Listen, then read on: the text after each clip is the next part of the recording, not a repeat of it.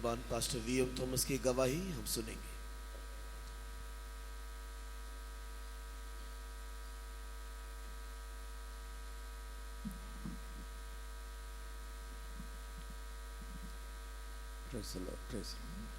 अब जो कुछ भी हो अनुग्रह से ही हो, अनुग्रह के धन से काले दिल भर दे तो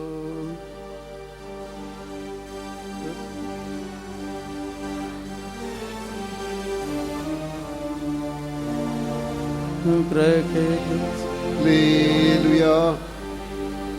प्रभु का नाम महिमा हो। प्रभूच्या नावाला स्तुती असो। मेरा गवाही प्रभु का अनुग्रह पर है। माझी साक्ष प्रभूच्या कृपेवर आहे। प्रभु का अनुग्रह के कारण से ही आज मैं प्रभु का घर में हूँ, आप लोगों का बीच में हूँ। प्रभूच्या कृपेमुळे मी आज प्रभूच्या घरामध्ये आणि तुमच्या समोर आहे। मेरा जन्म एक मसीह परिवार में हुई, माझे जन्म एका ख्रिस्ती परिवारात झाले, लेकिन मेरा माँ बाप दूसरा कलीसिया में जाते थे और उसी के अनुसार मुझे बढ़ाया गया। माझे आई वडील जे वेगळे एका मंडळीत जात होते त्याच्यानुसारच त्यांनी मला हे मोठे केले। लेकिन मेरा मम्मी एक प्रार्थना करने वाली माँ थी। परंतु माझी आई एक प्रार्थना करणारी स्त्री होती। मेरा मम्मी बचपन से ही मुझे स्वर्ग और नरक के बारे में बताती थी। लहानपणापासूनच मला माझी आई स्वर्ग नरक विषयी सांगत असे, लेकिन मैं स्वर्ग या नरक ये दोनों को विश्वास नहीं करते थे। मात्र मी स्वर्ग व नरक यावर दोन्हीवर विश्वास ठेवत नव्हतो। इस कारण से माँ से मैं उल्टा जवाब देता था, नरक नहीं है, ये सब बच्चों को डराने को मनुष्य ने बोलता। आणि मी त्यामुळे आईला उलट उत्तर देत असे की नरक वगैरे असे काही नाही, केवळ लहान लेकरांना भीती देण्यासाठी सांगण्यात येणाऱ्या गोष्टी। मेरा 8 साल का उम्र में मैंने एक स्वप्न देखा। 8व्या वर्षी मी एक स्वप्न पाहिले। मेरा स्वप्न में मैं मर गया, मेरा आत्मा परमेश्वर के पास गए आणि स्वप्नामध्ये मी मेलो आणि माझा आत्मा प्रभूकडे गेला और स्वर्ग में स्वर्गीय पिता से मुलाकात हुई। स्वर्गात स्वर्गीय पित्याबरोबर भेट झाली। एक तेजस्मय एक बुजुर्ग आदमी को मैंने देखे। गौरवी वृद्ध व्यक्ती एक पाहिले। पहला प्रश्न मेरा यह था कि स्वर्ग है क्या। प्रथम प्रश्न मी विचारला, स्वर्ग आहे का। उन्होंने स्वर्गदूतों को बुलाकर मुझे भेजे उनके साथ और नरक को दिखाए। आणि स्वर्गदूतांना माझ्या बरोबर पाठविले आणि मला नरक दाखवून आणले। मेरा 8वां उम्र में मेरा उद्धार हुई। 8व्या वर्षीच माझे तारण झाले। उस स्वप्न के बाद मैंने मेरा जिंदगी में स्वभाव को बदले। मेरा घर में सारे बच्चों से एक अलग बच्चे होकर दिखाई देने लगे। त्यानंतर माझे 8व्या वर्षापासून माझे स्वभाव मी बदलले आणि मी सर्व लेकरांमध्ये एक चांगला मुलगा होऊन दिसण्यात आलो। वो नरक के गहराई इतनी थी, आंख नहीं पहुंचती थी। आणि त्या नरकाची खोली एवढी होती की खालपर्यंत दृष्टी जात नाही। और वहां से कई आवाज आती थी आणि तेथून काही आवाज येत होते, रोने और विलाप करने वाले की आवाज, आक्रोश विलापाचा आवाज। उस समय से मेरा मम्मी का आज्ञा मानना और मम्मी का अधीन रहना शुरू किया। त्यानंतर मी आईचे आज्ञांकित होऊन आईच्या अधीन होऊन राहू लागलो। मेरा 6 उम्र में मेरा पिताजी इस धरती से चले गए। 6व्या वर्षीच माझे वडील दूर मृत्यू पावले। इसके बाद में मैं जैसे बड़ा होते गया, त्यानंतर जसा मी मोठा होत गेलो, वैसे ही मम्मी परमेश्वर का बारे में, बाइबल का बारे में हमेशा मुझसे बात करती थी। त्या वेळेस माझी आई परमेश्वराविषयी, पवित्र शास्त्राविषयी माझ्या बरोबर बोलत राहिली। मुझे बाइबल पढ़ने को उतना पसंद नहीं था। बाइबल वाचणे मला तेवढे आवडत नव्हते।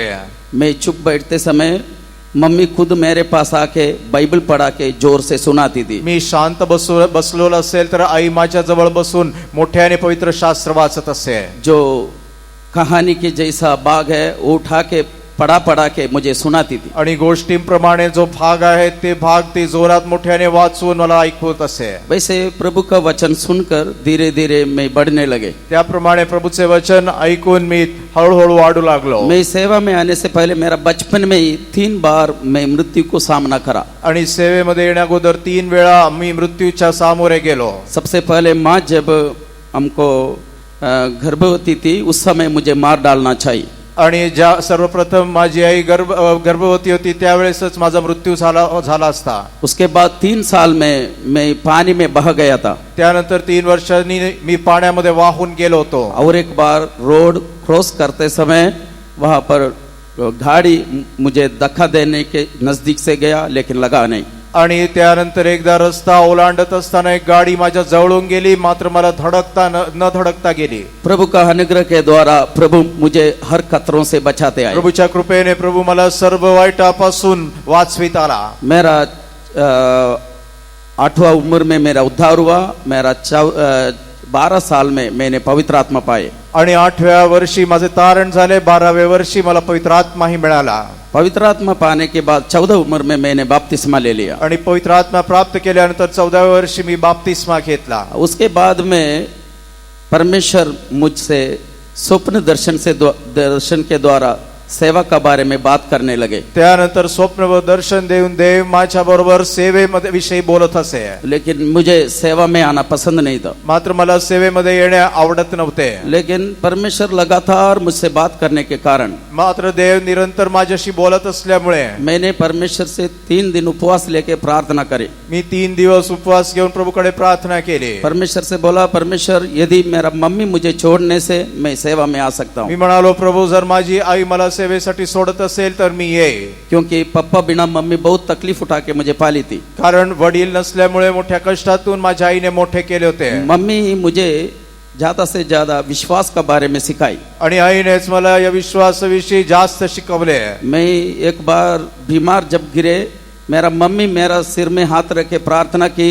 प्रभु ने दूसरा दिन चंगाई दिया और स्कूल भी गया। फार आजारी असताना एकदा माझ्या आईने माझ्या डोक्यावर हात ठेवून प्रार्थना केली आणि मी बरा झालो। दुसऱ्या दिवशी शाळेलाही गेलो। मम्मी ने उस दिन में दिया हुआ विश्वास आज तक मेरे पास है। त्या दिवशी मला आई म्हणून मिळालेला विश्वास आजवर आहे। आप लोगों माता पिताओं से अनुरोध है, आपका बच्चे बीमार होने से आप उनके लिए प्रार्थना कीजिए और विश्वास का धन उसके अंदर दीजिए। आणि मी आई वडिलांना विनंती करीतो, तुमचे लेकरे आजारी असताना तुम्ही त्यांच्यासाठी प्रार्थना करा, विश्वासाचे धन त्यांच्यामध्ये द्या।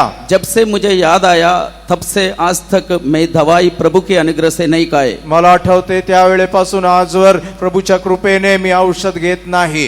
कई बार बीमार तो हुए, अनेक वेळा मी आजारी तर पडलो। सेवा में आने के बाद भी कई बार बीमार गिरे। सेवेमध्ये आल्यानंतर मी अनेक वेळा आजारी पडलो। मेरा शरीर में पूरा एक्सिमा टाइप का खुजली का बीमारी हो गया था। आणि माझ्या शरीरामध्ये खूप खाज येत होती, एक्सिमा प्रमाणे पूरा शरीर फैलने लगे। पूर्ण शरीरभर ते पसरले। देखने वाले लोग बोले ये कभी चंगा नहीं होगा। आणि बघणारे म्हणाले यातून कधी सुटका होत नाही। लेकिन जब मैं परमेश्वर का चरणों में विलक विलक के रोए, मात्र ज्या वेळेस मी प्रभु चरणी बसून आक्रोश करत रडलो, परमेश्वर मुझे पूर्ण चंगाई दिया। आज मेरा शरीर में वो बीमारी नहीं है। आज देवाने मला परिपूर्ण आरोग्य दिले। आजवर परत त्या आजार माझ्या जीवनात नाही। लगभग 27 साल हो गया वो बीमारी मुझको छोड़ के वापस नहीं आया। 27 वर्षे झाले तो आजार पण मला सोडून निघून गेला, परत आला नाही। ला इलाज बीमारों को चंगा करने वाला यीशु आज भी जिंदा है। बरे न होणारा रोग बरे करणारा देव आजही जिवंत आहे। प्रभु का नाम महिमा हो। प्रभूच्या नावाला स्तुती असो। 2010 में जब मैं मुंबई में आए, 2010 मध्ये मुंबईमध्ये आल्यावर आधा घंटा 1 घंटा मैं बैठ जाने से मेरा पैर सूज जाता था। अर्धा 1 तास बसलो तर माझे पाय सुजत होते। लोग देखे, एक नर्स ने मुझे बोला आपका किडनी खराब हो गया। आणि एक नर्सने माझ्याकडे पाहिले आणि मला सांगितले कदाचित तुमची जे किडनी आहे ते खराब होत आहे। मेरा चप्पल मेरा पैर में नहीं घुसते थे। माझ्या पायात मला चप्पल घालता येत नव्हती। प्रभु को देखकर रोए। एकदा प्रभूकडे पाहून रडलो। परमेश्वर मुझे पूर्ण चंगाई दिया। प्रभूने मला परिपूर्ण आरोग्य दिले। मैं आज घंटा घंटा खड़ा हो सकता हूँ, बैठ सकता हूँ, लेकिन मेरा पैर सुजता नहीं। तासन तास उभे राहू शकतो, बसू शकतो, मात्र पाय सुजत नाही। हमें चंगा करने वाला प्रभु यीशु आज भी जिंदा है। हालेलुया बोलिए। आपला बरे करणारा प्रभु येशू आजही जिवंत आहे म्हणून हालेलुया म्हणूया। प्रभु का नाम महिमा हो। प्रभूच्या नावाला गौरव असो। उसके बाद में सेवा में आने के बाद कई रास्तों में मैं गुजरना पड़ा। सेवेमध्ये आल्यानंतर अनेक वाटेने मला जावे लागले। मुझे बचपन से मृत्यू से बचाया परमेश्वर। सेवा में भी हर बीमारी और मृत्यु से बचाते रहे। लहानपणापासून मृत्यूपासून वाचविणारा देव, सेवेमध्ये आल्यानंतरही सर्व मृत्यू आणि आजारपणातून प्रभूने मला वाचवले. मेरा बचपन में मेरा पिता गुजरने के कारण आई आणि लहानपणीच माझे वडील वारले, त्यामुळे मेरे अंदर में बहुत सारे प्रश्न था। माझ्या मनामध्ये अनेक प्रश्न असायचे. ये बचपन से ही क्यों प्रभु ने मेरा पिता को उठा लिए, लहानपणीच प्रभूने माझ्या वडिलांना का नेले. लेकिन उसके बाद परमेश्वर ने मुझे बताया, मात्र त्यानंतर देव मला असे म्हणाला, मैं तुम्हारा पिता बनना चाहता था। मी तुझा पिता बनू इच्छित होतो. बीते लगभग 31 साल से प्रभु मेरा पिता बना के मुझे चलाता है। 31 वर्षापेक्षा जास्त प्रभूने माझ्यासाठी एक पिता होऊन राहिला. मेरा सारे जरूरत आत्मिक और शारीरिक जरूरतें पूरा करता है। माझ्या सर्व आत्मिक शारीरिक गरजा भागवतो. मेरा मन में कोई भी चीज खाने का भी आग्रह हो, वो चीजों को प्रभु मुझे आज तक देते रहा। मनामध्ये एखादी वस्तू हवी असेल असे वाटले तरी प्रभू ती मला देतो. मैं आप लोगों से एक अनुरोध करते हैं, मी तुम्हाला अशी एक विनंती करतो, आप लोग अपने अपने बच्चों को सेवा के लिए दीजिए। तुम्ही आपल्या लेकरांना सेवेसाठी द्या.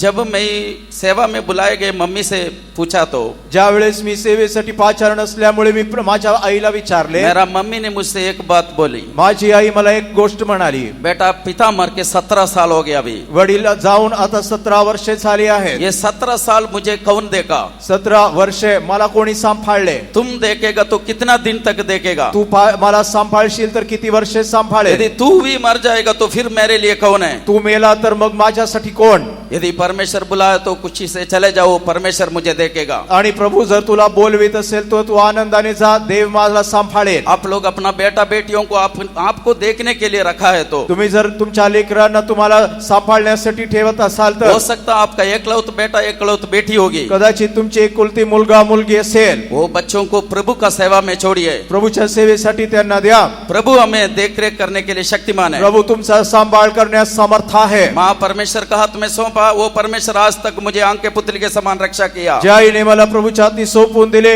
डोळ्याच्या बुबुळाप्रमाणे त्या देवाने मला आजवर सांभाळले. सेवा में आने के बाद मम्मी भी स्वर्गीय हो गए आणि मी सेवेमध्ये आल्यानंतर माझी आई सुद्धा प्रभू मध्ये निद्रिस्त झाली. मुझे आज तक चलाया परमेश्वर। आजपर्यंत मला चालविणारा देव आप लोगों को भी चलाने के लिए शक्तिमान है। तुम्हाला चालविण्यासाठी सुद्धा समर्थ आहे. आपका बच्चों को भी चलाने के लिए शक्तिमान है। तुमच्या लेकरांना चालविण्यासाठी समर्थ आहे. वो कभी हाथ नहीं छोड़ता, वो कभी भूलता नहीं। तो कधी तुमचा हात सोडणार नाही, तुम्हाला त्याला तुमचा विसर पडणार नाही. लगभग 13 साल तक मुंबई सेंटर में सेवा करने को प्रभु ने मुझे अनुग्रह दिया। 13 वर्षांपासून मी मुंबई सेंटर मध्ये सेवा करण्यास प्रभूने सहाय्य केले. अभी मेरा ट्रांसफर न्यू दिल्ली हुआ है। आता दिल्ली सेंटर मध्ये माझी बदली झाली आहे. प्रभु का अनुग्रह होने से मंगलवार को इधर से मैं रवाना होगा। प्रभूची कृपा असेल तर मंगळवारच्या दिवशी येथून मी जाईल. आप लोगों का बहुमूल्य प्रार्थना मैं चाहता हूँ। तुमचे मूल्यवान प्रार्थनेसाठी मी इच्छा करीतो. मेरा भक्ति या मेरा शक्ति से नहीं, आप लोगों का सबका प्रार्थना के द्वारा ही आज मैं जीवित हूँ। माझी भक्ती किंवा माझ्या सामर्थ्याने नव्हे, मात्र तुमच्या प्रार्थनेमुळे आजही मी जिवंत आहे. माँ बाप से मैं एक बात बोलता हूँ, आई वडिलांशी मी एक आवाहन करतो. आपका बच्चे बिगड़े हैं, तुमचे लेकरे वाईट झाले असतील, निराश मत होइए। निराशित होऊ नका. मैं भी एक समय ऐसा था बचपन में, एकदा लहानपणी मी सुद्धा असाच होतो. मेरा मम्मी का आंसू ने मुझे सेवा में लाया। माझ्या आईच्या अश्रूंनी मला सेवेत आणले. आप लोग अपने बच्चों के लिए रोइए। तुम्ही तुमच्या लेकरांसाठी अश्रू वाहा. वो आंसू आपका बच्चों का जिंदगी में कार्य करेगा। अश्रू त्यांच्या जीवनामध्ये काम करेल.